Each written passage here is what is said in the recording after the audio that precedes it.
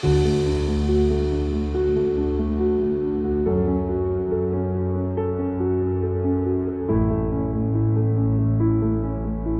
are ready to begin, and I think for all of us, last night was gorgeous. It was spectacular. We had a great time. I would like to begin this morning by extending a yet another big thank you to each one of our sponsors and supporting bodies for this conference. We are running a little behind times, so I'm going to be reading out these names to you a little in a short while from now. But right now, keeping with the timing in mind, I would like to directly dive into the inaugural part. Ladies and gentlemen, I would first like to welcome Mr. Srivatsava Ganpati, CEO and Director of Evental Global Advisory Private Limited, to deliver the welcome address. As you're aware, Evental is not only your host for the conference. This conference is being organized by CashewInformation.com with Cotton and Cashew Nut Council of Ivory Coast and Association of Cashew Nut Exporters of Ivory Coast as strategic partners. Ladies and gentlemen, may I ask you to please warm up a little bit. Let's make some noise. Let's have a round of applause for each one of you, for our associates, and of course, Mr. Srivatsava Ganpati finally delivering the welcome address. So before Mr. Srivatsava delivers his address, I would like to invite on stage all of our very special guests for the inaugural panel. We'd like you to please be seated on the stage. Starting with, I'd like to invite the Executive Director, ETG, Mr. Vasudev Barkur. Let's make some noise for Mr. Barkur as he takes his place up on the stage. Inviting up next the Vice President, African Cashew Alliance.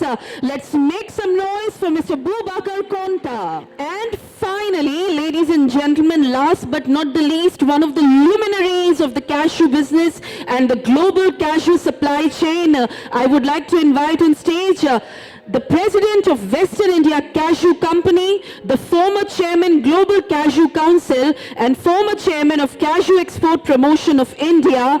Please put your hands up, a generous applause for Mr. Hari Krishnan Nair. And now, hello. Thank you very much. Once again, apologies for this technical glitch. Distinguished dignitaries in the alliance, Mr. Vasudev Barkur, Executive Director of the Keynote, Vice President, African Cashew Alliance, Mr. Krishnan, President of Western India Cashew, Chairman, past Chairman of the Global Cashew Council, former Chairman of BCI, invited speakers, industry veterans, representatives from government, private and development sector, representatives from service providers to the global cashew industry, representatives from press and media, ladies and gentlemen. On behalf of the organizers, CashewInformation.com, and our strategic partners, the Cotton and Cashew Nut Council of Cote and the Association of Cashew Exporters of Cote, I welcome you all to the World Cashew Conference 2023. It's indeed a wonderful pleasure to greet you all and welcome you to the annual gathering in the most happening cities of the planet. So we had a nice time with the welcome cocktail and dinner last evening, and looking forward to more opportunities. The year 2022 was a very challenging year for players across the cashew value chain. The year 2022 witnessed the third wave of COVID, Russia-Ukraine conflict, steep increase in prices of food items and fuel, and consequently, a steep increase in interest rates by most government across the country as a response to contain inflation. The cumulative effects of all these externalities were severe on cashew, with disruptions in production in Vietnam, lockdown in China, demand slowdown across the world, volatile logistic costs, and lack of clarity between raw cashew and selling prices almost throughout the year. Some trends were baffling. For instance, with the USA, despite further pressures at equal lows, demand for nuts did not grow as used to be in the past. In such a year, two things stood out. One, economic and stabilized environment in India. And the other one, continued growth momentum in processing and procurement. One of the reasons, in my view, for India performing better was more balanced sharing of fair price for markets, thanks to the market it's also that the new drivers of demand for workers are slowly shaping the these drivers include traceability, shorter supply chain, stress on GNP, and so on.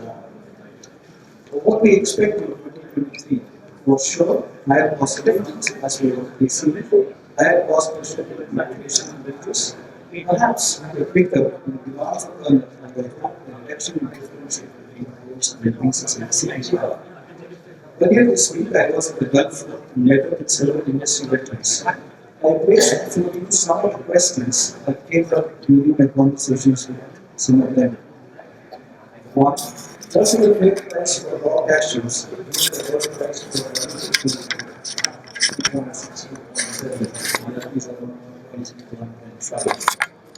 Or, what is the fair price for raw cashews?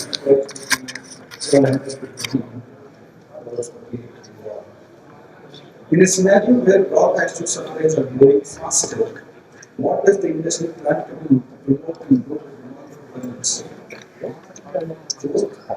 What can we do to realization on the margins? How can we reach out to the consumer in the shared story of cashew and its contribution to the planet and people and the environment? I think this resonates to the August gathering.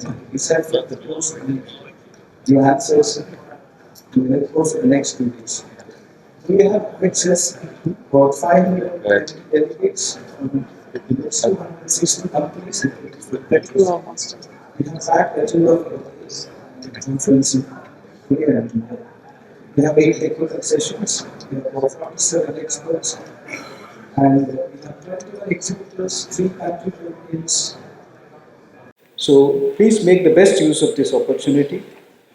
We also have later today first board meeting of Cashew Women. The gala dinner is organized by the poolside. Hope all these things would provide a holistic and rich environment for you to network, increase your insights and interaction. A conference of this nature and size is not possible without the support of sponsors, partners and patrons. I take this opportunity to place on record our sincere appreciation to all sponsors, partners and hope that their investment in this initiative will be fruitful. WCC is your platform. Reach out to the help desk in case you have any specific requirements. Hope these 2 days of networking and interaction would guide you in navigating the challenges in a better manner. With these words, I welcome you all once again to the World Cashew Conference 2023 and wish you all the very best. Thank you very much. Well, thank you, Mr. Srivatsava Ganpati, for that welcome address. Ladies and gentlemen, now I would like to invite one of our first inaugural guests sitting on the stage. Mr. Vasudev Barkur is a chartered accountant from Institute of Chartered Accountants of India. He started his career in Africa in 1993 in Tanzania. He joined ATG in 1997 as CFO and has been the executive director of the group board since 2012 and also heads Nutrisco, a food and ingredient division of the group. As you're all aware, ATG is a USD 7 billion conglomerate, one of the most respected commodity players in Africa and international agri sector, operating currently in more than 49 countries with extensive grassroots presence in Africa and its allied geographies. Ladies and gentlemen, let's give a very vibrant round of applause to the Executive Director ATG, Mr. Vasudev Barkur. Good morning, everyone. Mr. Vice Chair, ACA, Mr. Boubacar Konta, Mr. Krishnan Nair, and organizing team headed by Mr. Srivastava, all the members of Cashew fraternity and invited guests, Good morning once again to everyone. Okay, so the subject which is given to me to talk on is understanding the new drivers of cashew kernel markets and growing demand for all grades of kernels. Uh, this is an interesting topic to say. Okay. This is an important and interesting topic. I think Mr. Srivastava covered briefly as to what the industry is currently going through, what has been the challenges. And we all know that it's a difficult time for the industry, not just for cashew, for almost every player in the world, in the segment he participates in, because we are living in some sort of extreme, extreme times to say. Things are happening, or we are paying for the mistakes which we did not commit. I am saying general public or people at large, and it's just a consequence of what we are, going through because of few happenings which are beyond anybody's control. So with that beginning, let me just try to touch what way the industry probably should approach, this nut, especially the cashew kernel, so that we can present this in a slightly different way, where it can be pursued as something, as a part of their day-to-day life. I think unless we do that, we are always talking about, buying, maybe, managing it and processing it and marketing it, and we are not stepping something beyond that. And that's where the area I will try to briefly touch.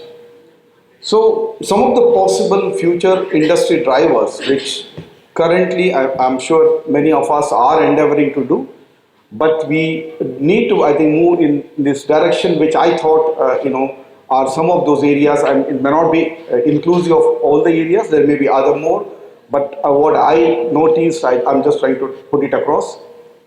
We need to present, cashew kernel as a healthy nut, unless, health is becoming an important aspect of everybody's concern in today's life. We especially the current generation of parents are more concerned about their kids, what they are eating on a day-to-day basis, and what should be the ideal food habits. In that, I think we need to make sure that we induce to involve or include cashew kernel as one of their daily consumption nut.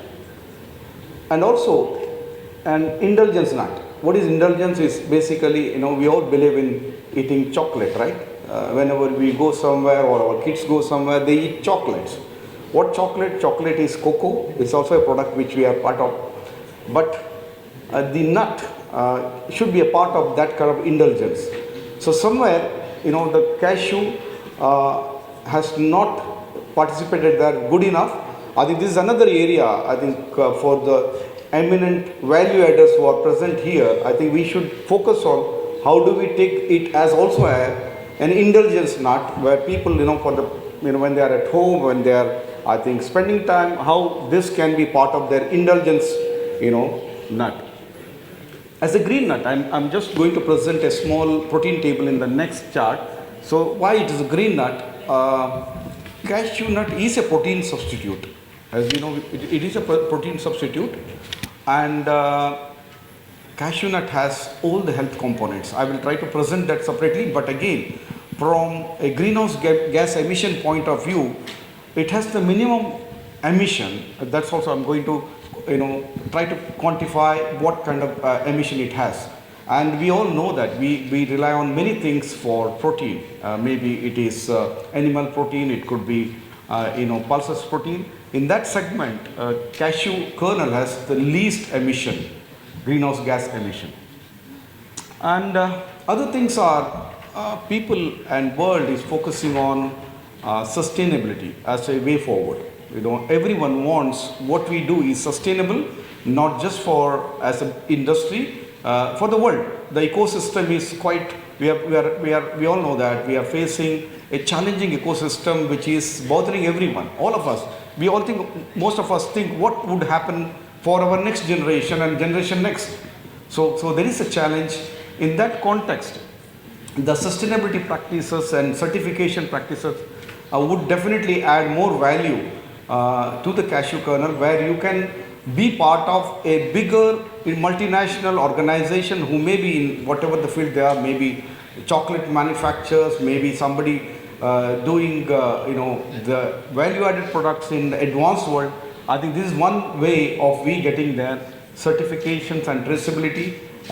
My colleague would be talking much more on around sustainability and other eco parameters later during the day.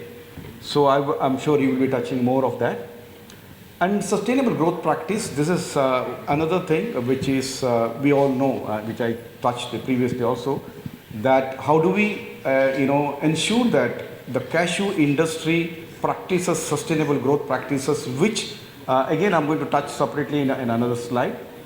Farmer empowerment, this is one thing we all know, that globally we have our African colleagues here, Africa being the largest producer of raw cashew in the world. I believe there's so much can be done by empowering farmers so that they can grow more. This is one way of ensuring that we build the standard of living, raise the standard of living for all the African farmers who are part of this industry. So that is something I'm trying to say here. So eventually it will stimulate more production, eventually it will stimulate more nut eating habits. Organic and carbon credit initiatives, this is something I'm sure most of you know. In Africa it is gaining prominence. We are also part of some initiatives in West Africa. So how do we do it organic growing, and how do you ensure that an organic production for a farmer is viable? I think this is one thing we should also be thinking when we are talking about organic. We can't forget the farmer. Farmer has to get his realization. We know that organic production per hectare production will go down. So which means we should have alternative ways to empower him. So, but this is one thing which will stimulate the nut consumption. I'm saying how do we drive the nut consumption? I think this is one way. And carbon credit initiative is more from a farmer's point of view. How do we give those new ways for the farmer to gain that additional income through maybe in a corporate platform or through a larger union platform, whatever it is. So that is something the industry should work on, and trying to focus on other byproducts which is already there. I think a lot can be done in the future of cashew ingredient segment, which is broadly I've touched some. That is something also we need to be investing more into it. Okay, this is a protein table I was just mentioning. So as you can see, when it comes to nutrition per ounce, you can see cashew is one amongst the top. I think probably next to almond probably. So it has got, I'm saying when I say next to almond, when I say it is next to almond, on all the parameters, when you consider all the parameters and you look at calories should be less, protein should be more, probably unsaturated, fat should be more, saturated fat should be less. You all know what it means, each of this segment, each of this parameter means. Okay, so cashew kernel does stay one amongst the top when it comes to nutrition. So this is something why world needs cashew to create a sustainable ecosystem. Ecosystem is, I'm referring to everything. Ecosystem for the industry ecosystem, ecological ecosystem, everything. So I think you all know, I don't think anyone needs more on this, but I'm still repeating for the sake of, I think, for us to never forget this.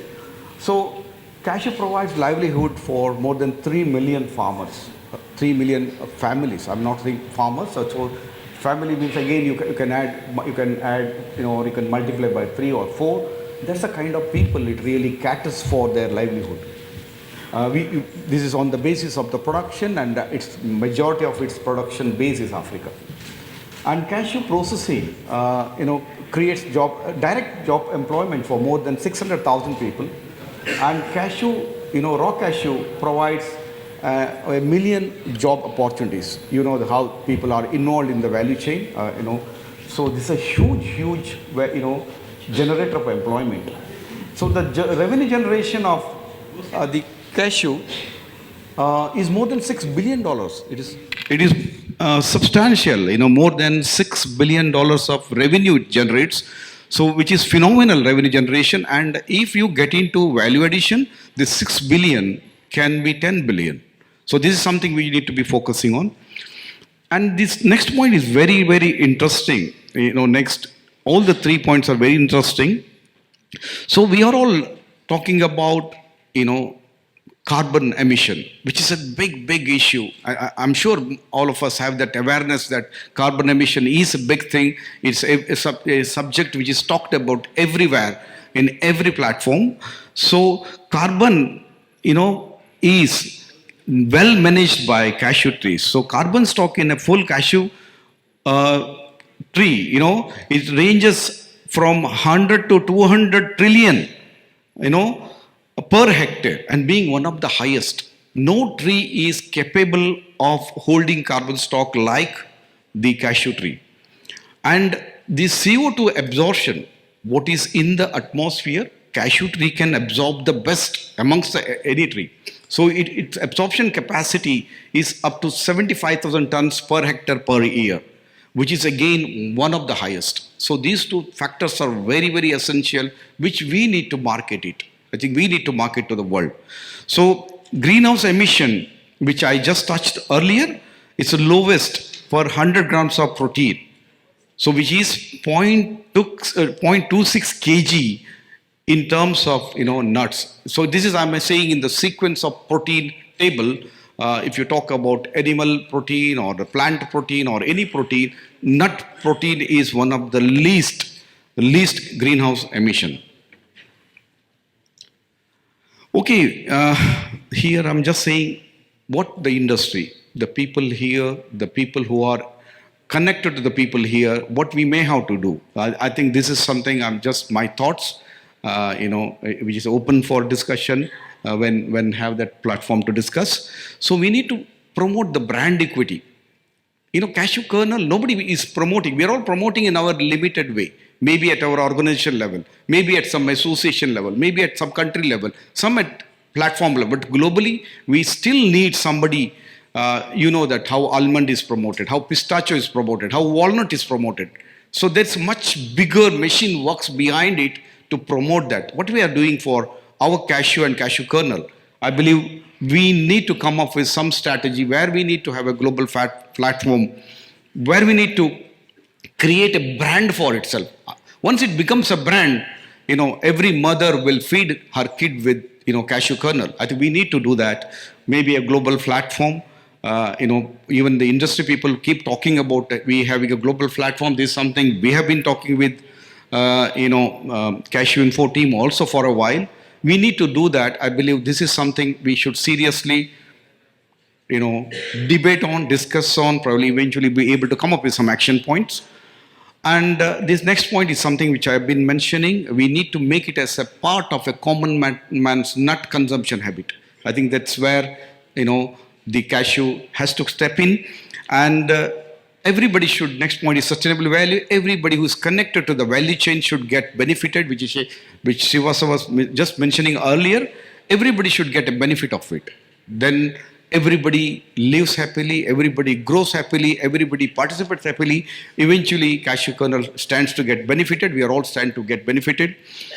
And what are the other value adds? Probably these are some of the things probably industry knows, but nobody focuses because we are all busy in our own affairs.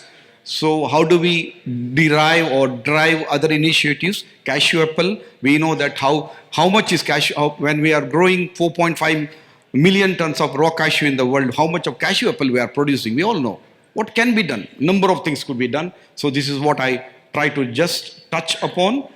And many other derivatives of these products, maybe shell related, maybe something else, we can create value at all levels. So these are some of the thoughts that industry may have to consider for the future. I think that's it. I'm done with it. So in terms of, this is a subject which we need to probably ponder a bit, think a bit, discuss a bit, and eventually able to create that brand the cashew and cashew kernel needs for the industry to grow and eventually flourish. Thank you once again. Thank you.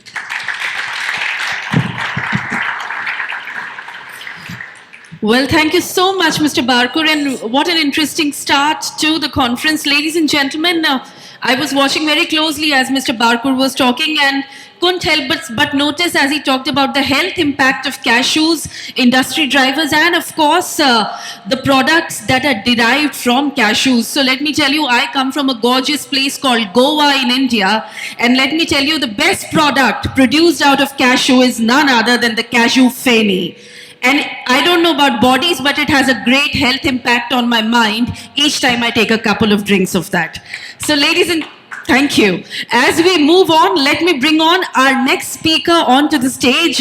Yet another towering figure in the African system. Ladies and gentlemen, our next speaker is Mr. Boubacar Konta, the Vice President of African Cashew Alliance. Let me tell you a little bit about him. He holds a master's degree in banking and finance, an astute businessman in the cashew industry, is the vice president of the board of African Cashew Alliance, and equally the president of the National Cashew Association of Senegal. He holds a master's degree in banking and finance and is a managing director of Ideal Business Center. Ladies and gentlemen, please put your hands up for Mr. Boubacar Konta.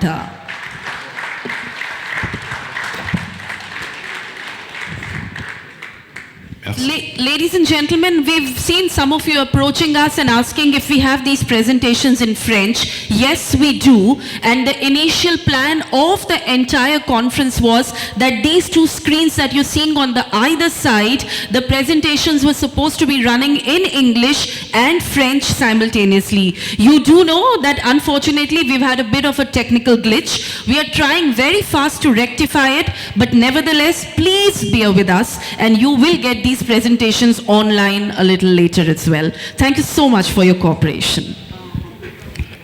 Monsieur le directeur de Cashew Info, Monsieur Barkur, le PDG de ETG, Monsieur Nair, président de CPI, Monsieur le directeur général de CIETA, Monsieur Koulibaly, Monsieur le président d'Interprofession, Mesdames et Messieurs, bonjour à tous.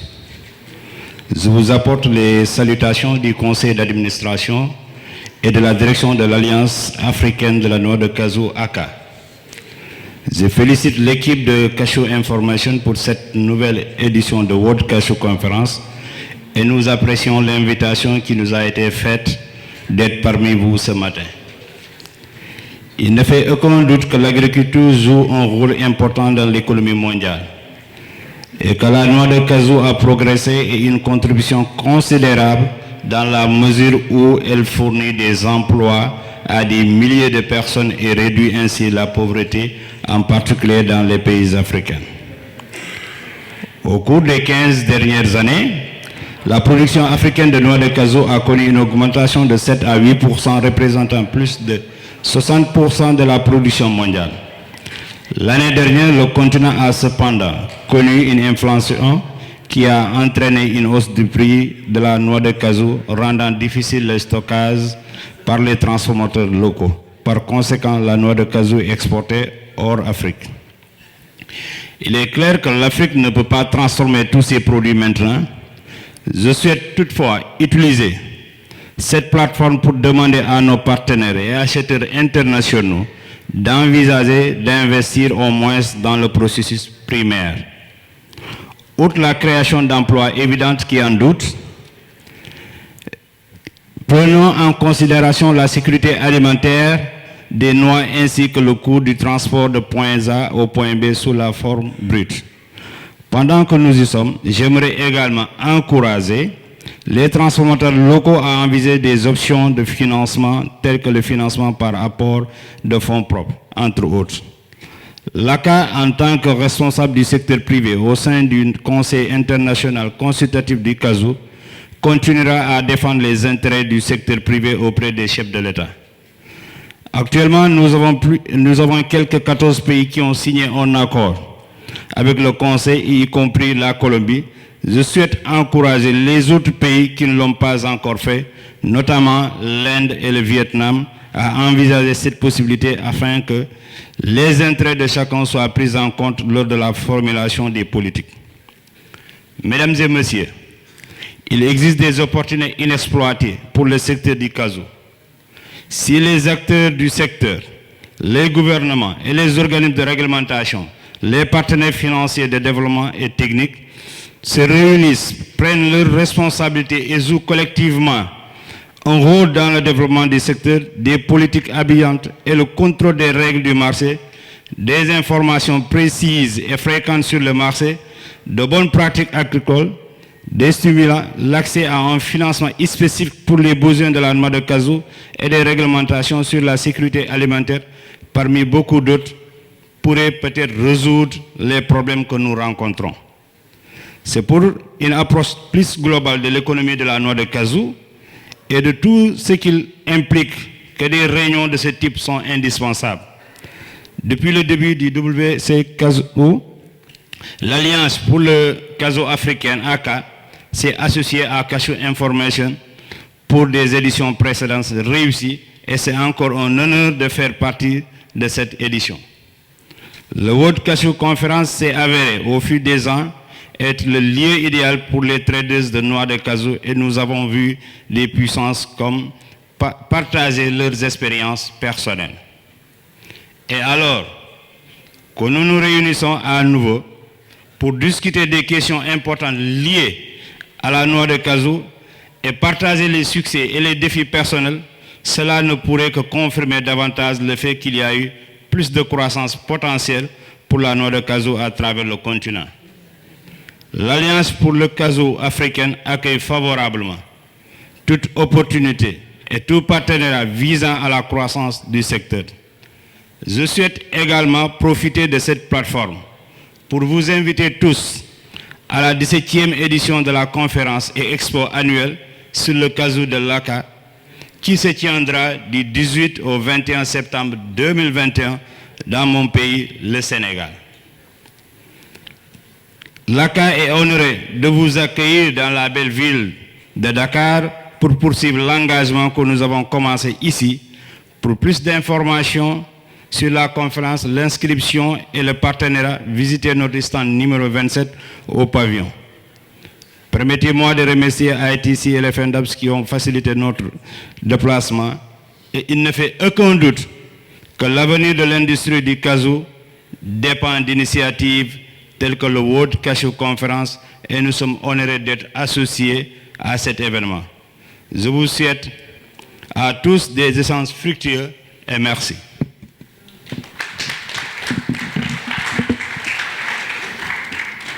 Thank you so much, Mr. Boubacar Konta, sir. And now quickly, I would like to request Mr. Emmanuel to briefly translate the gist of this speech.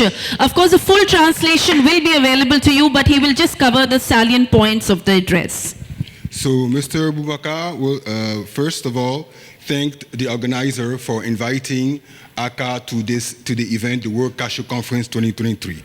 He stated that for the last 15 years, cashew growth in Africa have seen an increase of 7% to 8%, so that the result is that cashew now, the raw cashew production, Africa represents 60% of that market. So he also said that all this process would not have been possible with the international players. He stated that we must all the stakeholders must get together in order to improve the global cashew economy.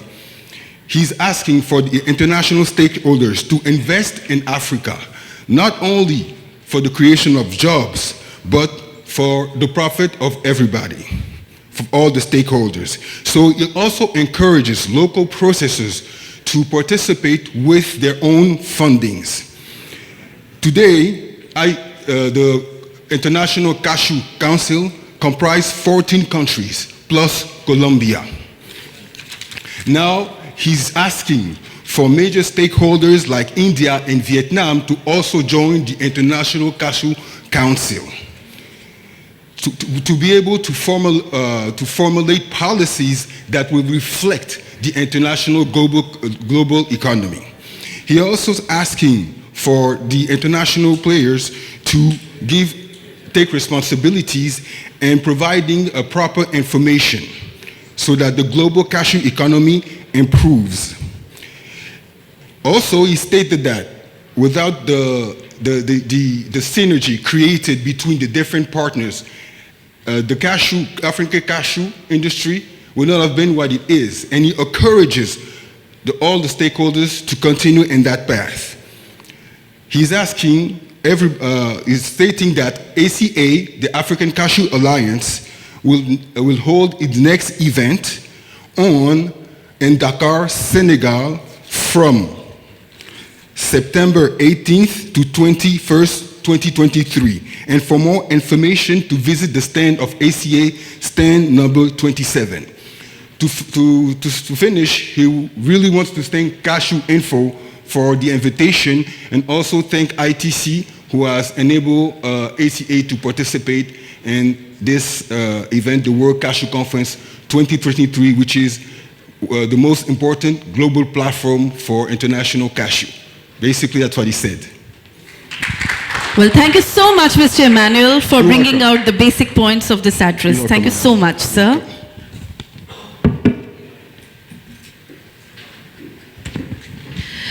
So, ladies and gentlemen, let me tell you that we in India are obsessed with superlatives. We've got a Bollywood film industry where we've got the Big B. When we talk about the burgers, of course, all of us know about Big Mac.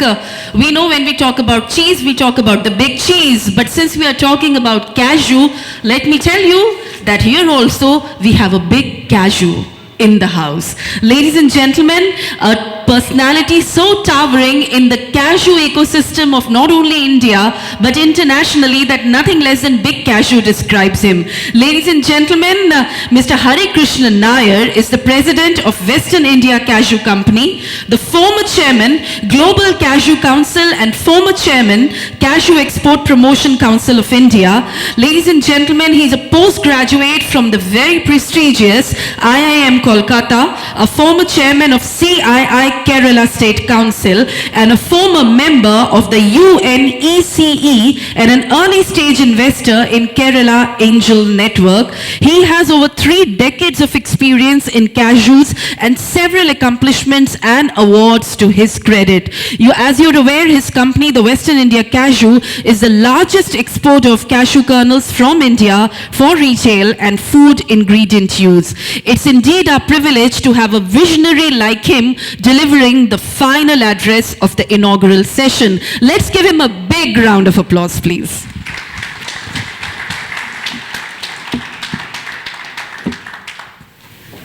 It's a pleasure to be in front of you today, and thank you to Mr. Srivastava and the organizers of the World Cashew Congress for inviting me to speak today. In my office, there's this picture of a tree and a giant cashew fruit and a small man trying to reach that cashew fruit. This is a picture I picked up on the beach in Fortaleza in Brazil many, many years ago. So when somebody introduces me as the big cashew, I would like to say that I'm a small man reaching out to the big cashew, which is which is all of you here. There's a lot of old friends here and new friends, and I'm very, very happy to be standing in front of you today to deliver this address. The next slide, please. Okay. I started off in the cashew industry in 1992, so it's about a little bit more than 30 years now.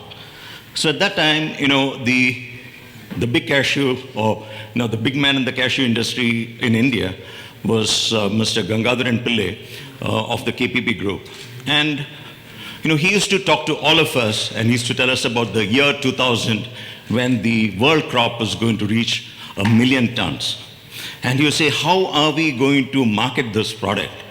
How are we going to market 1 million tons when the crop at that time was, in the region of about 500 to 600,000 tons? When you look at the 1991 numbers, it's high, but that's because in Tanzania, the raw cashews used to be stored for more than a year and it used to come together, etc. It's a very, very different time. And the crop actually crossed this 1 million tons in 1997 because of growth from India and also from West Africa at that time. And also East Africa. East Africa also, the crop grew in the second half of the 1990s. Now, the crop has grown by 1.5 million tons. It is 50% more than the world crop in 2000. It is the growth that we are seeing in 4 to 5 years. And how is it going to grow in the future? If you see this, you will see the crop up to 2022. Nobody here can draw a graph here and show what is the crop going to be in 2025. That is a big problem for us because we do not know how much of cashews we are going to have to market 3 years from now or 5 years from now. And to market a product, it takes 4 or 5 years forward thinking. And that is, I think, one of the biggest problems that we have in this industry. When you look at this, the crops in the old world, that is Brazil, India, East Africa, and Vietnam, are sort of stagnant. And in some countries, the crop is growing down.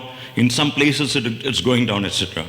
People who've been growing cashews in these places or marketing cashews from these places may be thinking that the cashew crop is not attractive anymore. But when you look at the totality, that's not what it sees or what it shows. The growth engines were West Africa. West Africa still continues to grow, but recently it was also Cambodia.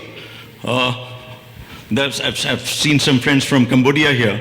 We don't know, yes, and they were talking about the yield that they are able to achieve, and I've seen some videos of large plantations and how it's good for the environment, etc., etc.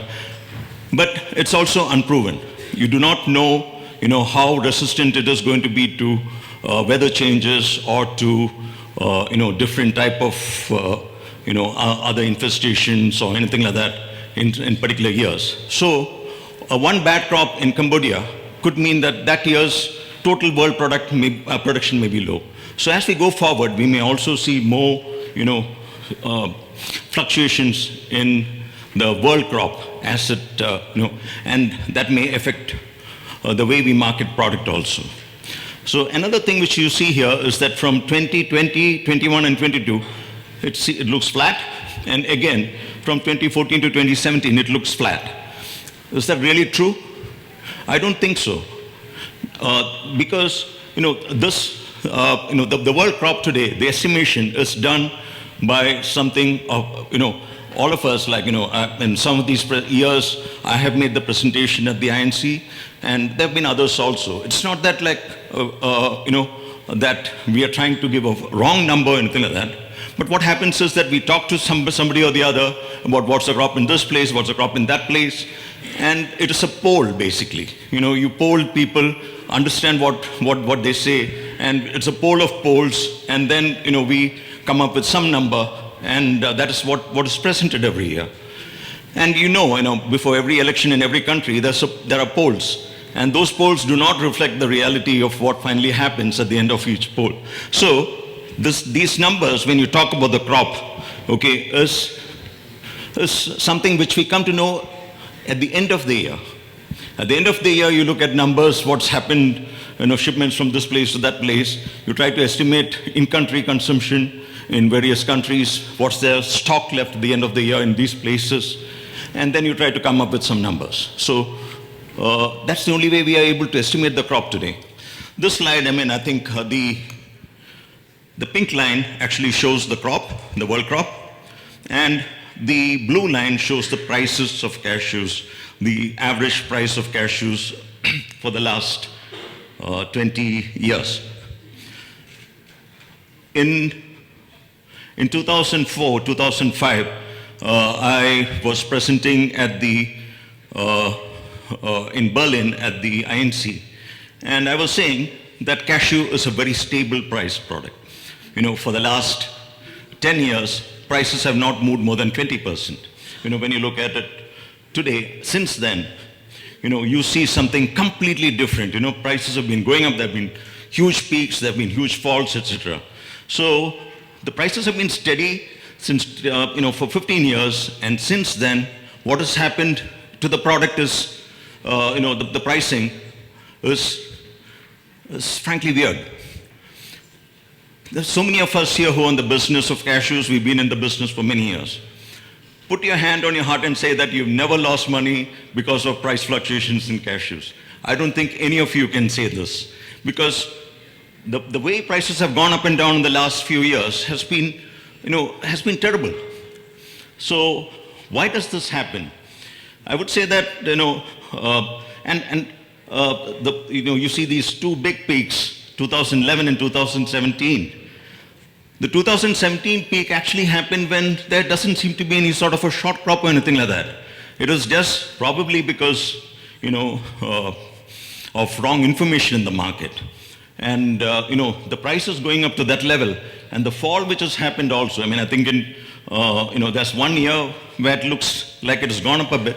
But even that, I would say that, it is just about on flat really, because averages are averages. So there's a 5-year fall which has happened. Is it expected? And how is it going to go in the future? I don't know. I don't think prices can go down to zero or stay below cost indefinitely. So where is cost? So as we go forward, we need to know, where the crop is and what is it that we need to sell. Marketing starts with knowing what you have to, what's the product that you have. Otherwise, you will not be able to, create demand. So when I've talked about this, but when you analyze this, you'll find that the Cote d'Ivoire crop grew about 2.5 times in 10 years. And, it's crossing 1.2 million tons. But again, the crop is 10% that side or this side today when we talk about what's going to happen, for this year. And that difference is 100,000 tons. It's a lot. It's a crop of many countries. And Cambodia has grown 6x from 2017. Is it going to grow, how do you project what's going to happen for the next 5 years? I don't think anybody here, has that much of information today. And that information is most important for all of us who are there in the cashew industry. And the cashew consumption really is driven by favorable long-term trends. When I got into this industry, it was different. Cashews were supposed to be a high-fat product, and it was supposed to cause cancer, supposed to cause heart disease, and that's the sort of thoughts which was there in the health industry. And things changed. It changed because of research and because of general changes in with new findings which came out. And today, cashews are riding on very favorable long-term trends. It's the most favorite nut. In the US consumer surveys done by the Almond Board many times, they've always come out and said that, the consumers say that cashews are their most favorite nut. Health. Nuts decrease mortality from heart disease, diabetes, and also cancer. This is for all nuts together, and that's a research which came out from Harvard a few years ago. But cashews is also included in that. And there's demand as an ingredient for plant protein. There's veganism, Mr. Vasudev was talking about this. And there's dairy substitute. A lot of people want to remove dairy from their, from their food. And cashews is the ideal, creamy, alternate creamer actually, natural alternate creamer for dairy substitutes. And for low-carb diets, cashew has a low GI index number of about 67. That is one number. There's many different numbers which have been printed, and it actually favors low-carb diets also. In India, we have income and demographic trends and premiumization, which is driving growth in consumption. So long term, there's no problem in demand for cashews. But what seems to have happened is that when prices reached $5 in between 2015 to 2017, I think a lot of new product development was halted. And it would have recovered, I guess, in normal terms when you look at the previous, times. After 1 year or 2 years or 3 years, the market went up again. But here what happened is that 2-3 years later, we had COVID. And they had other issues also which came up. And there was the additional new crop from Cambodia, which I think the market did not know it was going to be there in the market. The product is going to be there. So at the end of all that, there was excess product in the market. And this, I think, seems to have affected the usage of nuts, which could have really taken up prices. So, and recently, I was in the United States last month for a conference, and what they were saying there is that, demand is still slow there, due to economic issues. And I think in the United States, in European Union, there's the political uncertainties which is also affecting demand right now. So, important things. I think one is that steady pricing is very, very important. Whether it is $2.50 or $4.50, steady pricing is something which everybody can work with. And that is really, really important when you're looking at creating long-term demand. Fluctuation in prices creates business risk for all of us. All of us at some point or the other has made a lot of money or has lost a lot of money because of price fluctuations. And assurance of steady supply, it's not just the price, it's also availability of product. Somebody develops a product for, with using, say, splits, and suddenly the quantity of splits goes down because of better mechanization, etc. And then the product is not available anymore. So this is the sort of issues which can actually affect, new product development. And then you have, the crop reports. We need to have unbiased scientific crop reports. Unbiased, I don't mean that anybody is trying to, drive up the market with false report. I'm not saying that. What I'm saying is that there are biases, which are there, and an opinion about the crop is different from what is reality, and understood by assessment of the area of the crop, the density, the yields, the previous yields in each of these regions, the flowering, what's happened, the fruiting which has happened in these places, etc. And new plantings, how much of plantings have been removed, etc. So this is the way we need to be doing all across the world, because the product has actually become quite big, and I think we need to be looking at getting good crop estimates for the whole cashew value chain. And to promote the product, we all know that there's going to be more cashews around 3 years from now, 4 years from now, compared to what is there today. That's for sure. I'm not saying, this year's crop is going to be bigger or anything like that. I'm saying that when you look forward, there isn't going to be enough cashews around for us to market. So, there's already research which has been done for other nuts in obesity, diabetes, heart health, immunity. In immunity, we have a product in the United States called Karma, and we have a product which is, cashews coated with turmeric. We call it golden turmeric. And this product really sold a lot during COVID. And, there's a lot of reports which consumers have put out saying that it has cured them of various things. We haven't said this, but consumers feel that, the value of turmeric has actually helped them. Will somebody put cashews on ice cream and say that it has actually helped them in health? Not yet, but I think we should reach there. Because I really believe that it's a superfood with a lot of, good value with regard to health. Cashews has got a lot of health benefits in it. Cancer, energy. Do you know that Dame Kelly, who won 2 gold medals in middle distance running at the age of 40 at the London Olympic Games, she said that she has a little secret, and that's cashews. She has cashews because it gives her energy for middle distance running. So there are other people also. A lot of it can be good for sports and for It's high in iron. It can be good for women, and it can also be good for recovery because it's high in vitamin K. So there are a lot of benefits, but these benefits need to be explored and codified so that all of us can use this in promotion of cashews.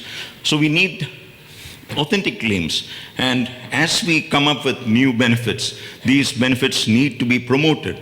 We need to have brochures or proper documents which can be given to marketers who can then use them in their communication to consumers. So with this, I would like to leave thoughts with you about what that we are in an industry, we are in a business which has got a good long-term future. But there's some things that we can get together, and put together to take our industry forward in a sustainable, good manner to go forward. Thank you. Well, thank you so much, Mr. Nair. And with this, I once again quickly invite Mr. Emmanuel to recap the major points of this address in French. So, Mr. Nair a commencé par dire que quand il a commencé le cajou, il y avait une photo dans son bureau. Alors, il y avait un arbre avec un grand cajou et un petit homme. Et il fallait il se disait comment on voyait ce petit homme vouloir prendre ce cajou sur cet arbre. Et c'est comme ça qu'il se voyait. Alors, il dit qu'il a commencé, il était un tout petit homme qui voulait grandir dans le cajou. Et il y avait son patron en 1992, quand il a commencé le cajou, M. Gangaravan, qui disait mais comment est-ce qu'on va faire pour vendre 1 million de tonnes de cajou en l'an 2000? Aujourd'hui, nous sommes à 1,5 million de tonnes et plus, avec des régions comme l'Afrique de l'Ouest qui ont commencé une forte production. En fait, il dit que la problématique du cajou, c'est prédire la récolte de 4 à 5 ans. Nous sommes dans une industrie où on ne peut pas prédire la récolte de 4 à 5 ans. Or, il est important de pouvoir faire cette prédiction, tout simplement parce que cela va nous aider à vendre. Alors, il dit, personne aujourd'hui, il faut qu'on soit franc, personne aujourd'hui ne peut prédire ce que va être la récolte en 2025. Alors ça, c'est un problème parce que nous sommes dans une industrie, il faut pouvoir le faire. Et il y a des régions comme l'Afrique de l'Est ou l'Inde ou le Brésil où la production est en stagnation. Dans ces pays-là, dans ces régions-là, on va dire que le cajou n'est pas une culture qui est attractive. Mais cela est faux. Quand on regarde par exemple la grande image, on voit l'Afrique de l'Ouest où la production a augmenté. Et l'Afrique de l'Ouest aujourd'hui est devenue le moteur de la production mondiale avec un pays comme la Côte d'Ivoire. Mais aujourd'hui, on a le Cambodge. Oui, le Cambodge est là, le Cambodge va produire. Mais la production du Cambodge, qui peut vraiment la produire avec tous les problèmes de changement climatique? Et tout cela est important pour pouvoir avoir le prix. Parce qu'il est important d'avoir une stabilité du prix pour que nous soyons tous dans les affaires, pour que nous restions tous en affaires. On va tous se rappeler tous de 2017. 2017 où les prix sont montés et tout le monde était heureux, mais cela était dû à quoi? Une mauvaise prédiction, des fausses informations qui ont fait monter le prix. Et après, on a vu le résultat, on a vu la chute du prix. Et tout le monde ici a ressenti les effets. Donc personne n'a intérêt à ce que les prix varient. Les fluctuations du prix sont très mauvaises pour l'économie mondiale du cajou et nous le savons tous. Donc il faut pouvoir prédire. C'est une industrie où il est important, comme dans toutes les industries, de pouvoir prédire ce qui va se passer de 3 à 5 ans. Mais la réalité, c'est qu'il est difficile. Il est difficile de le faire. Alors il a montré la charte, le diagramme. Le rose était la récolte et le bleu était le prix du cajou. Alors en 2005, il dit qu'il était à Berlin. Et à Berlin, il avait dit que le prix du cajou est stable. Mais aujourd'hui, on ne peut pas le dire puisqu'on a vu les fluctuations depuis les dernières années. Les fluctuations ont fait en sorte qu'il y a eu des problèmes. Alors, il dit aussi que le cajou, aujourd'hui, est très en demande. Le cajou est en demande. Avant, on disait que ce n'était pas le cas, mais des recherches à Harvard ont montré que le cajou est en demande. De plus en plus, on veut retirer le lait de l'alimentation, les produits laitiers. Et le cajou est la plante la plus en vue pour pouvoir retirer, pour pouvoir remplacer les produits laitiers. Et donc, il y a une forte demande. Mais il faudra avoir les bonnes informations. Sir, can I have the slide? Gentlemen, the slide, please. Ok. Alors donc sa dernière sa dernière diapositive avait montré les points importants. Il faudra une maîtrise du prix, mais un approvisionnement constant qui est important pour les affaires, et aussi des recherches. Par exemple, on sait aujourd'hui que le cajou est bon pour combattre l'obésité, le cancer. Donc, en allant de l'avant, ce qu'il faudra, c'est investir dans la recherche pour avoir des bonnes informations et pour faire la bonne promotion du cajou, qui est une plante qui a montré des vertus positives pour la santé. En somme, c'est ce qu'il a dit. Merci, M. Nair. Well, thank you so much, Mr. Emmanuel. That was quick and that was effective. Once again, just reiterating to you that you shall get all these presentations in French and English as per your requirement. With this, ladies and gentlemen, it's time for me to once again invite all our speakers for the inaugural onto the stage, inviting Mr. Barkur, Mr. Konta and Mr. Nair to please join us on the stage. As I invite our very beloved Dr. Adama Coulibaly, the Director General for Cashew and for Cotton and Cashew Nut Council, Ivory Coast, to please come on stage and do the honors of giving the mementos to each one of our speakers. Let's hear it for Dr. Adama Coulibaly. Can we please have the mementos, starting with our first speaker this morning, Mr. Vasudev Barkur.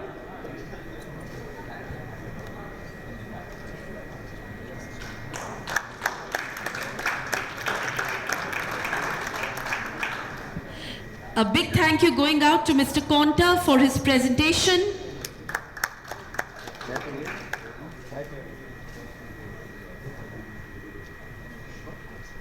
Our next memento for Mr. Konta.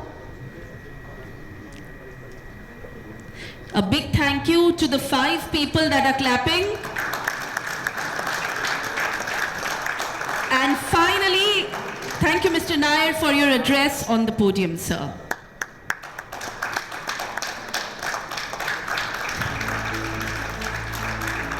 So ladies and gentlemen, with this inaugural session done, we quickly proceed to our first knowledge session of the day.